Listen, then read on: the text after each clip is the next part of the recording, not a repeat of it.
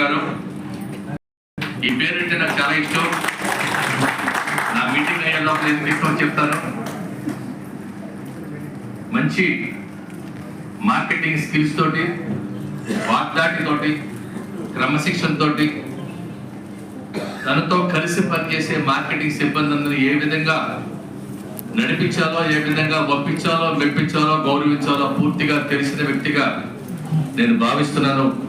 సోదరుడు రంగనాయక్ గారికి నమస్కారాలు తెలియజేస్తున్నాను.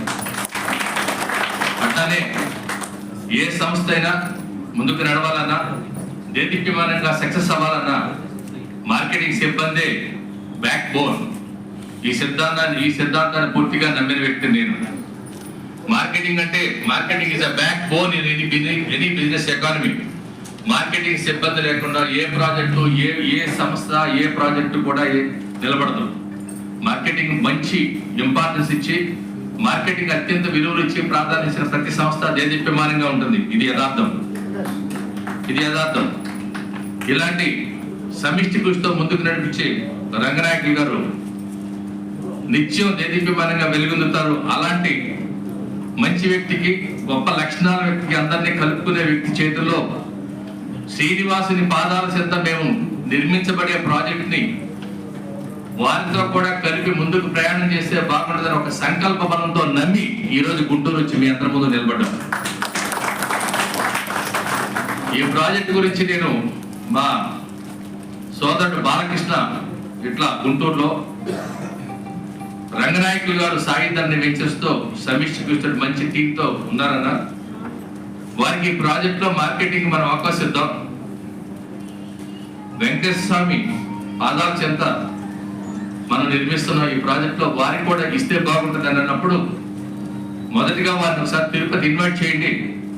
ఇన్వైట్ చేసిన తర్వాత మనము, మన సంస్థ, మన ప్రాజెక్ట్ డీటెయిల్స్ అన్ని తెలుసుకున్న తర్వాత ఇది సక్సెస్ చేయగలుగుతాం, ఈ ప్రాజెక్ట్ మనం చేయగలుగుతాం, ఈ ప్రాజెక్ట్ వల్ల మనం మంచి పేరు ప్రతిష్టలు డబ్బు వస్తుంది, పూర్తి నమ్మితే ప్రాజెక్ట్ ఇద్దామని చెప్పేసి అని నేను చెప్పడం జరిగింది.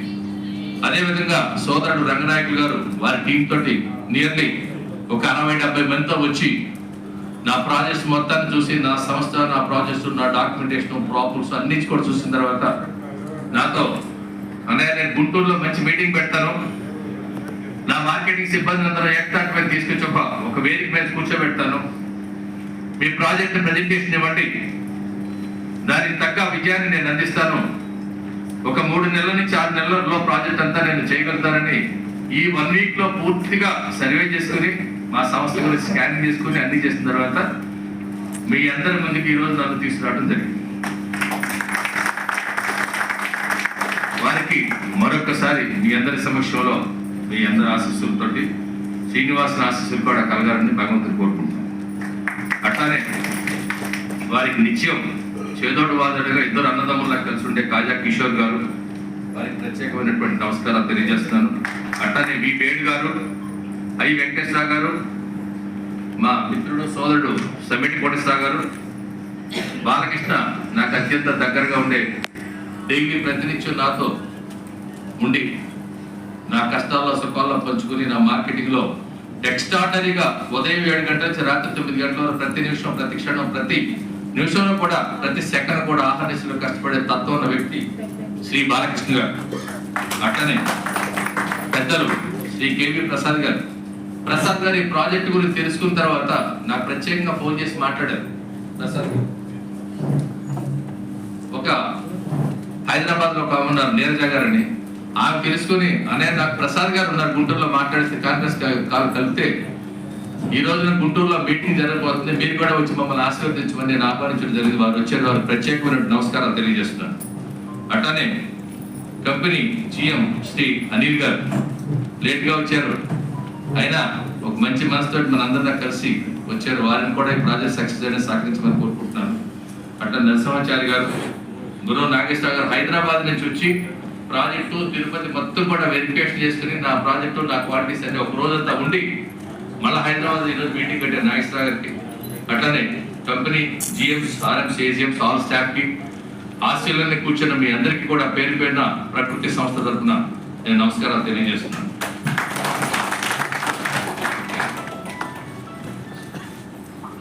శ్రీవారి దర్శనం శ్రీనివాసుని వెంకటేశ్వర దర్శనం జన్మకు అదృష్టం అంటారు.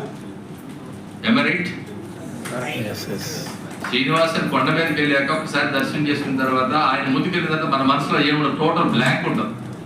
మొత్తం ఆయన సుందర రూపాన్ని చూడటానికి, ఆ విగ్రహం చూడడానికి అదే తప్ప మన మనసులో ఎటువంటి కష్టం, నష్టం, బాధ అన్నీ ఉండదు. ఆ ఒక క్షణం ఒక జన్మకు అదృష్టంగా భావిస్తారు ఎన్నో కోట్ల మంది ప్రతి హిందూ.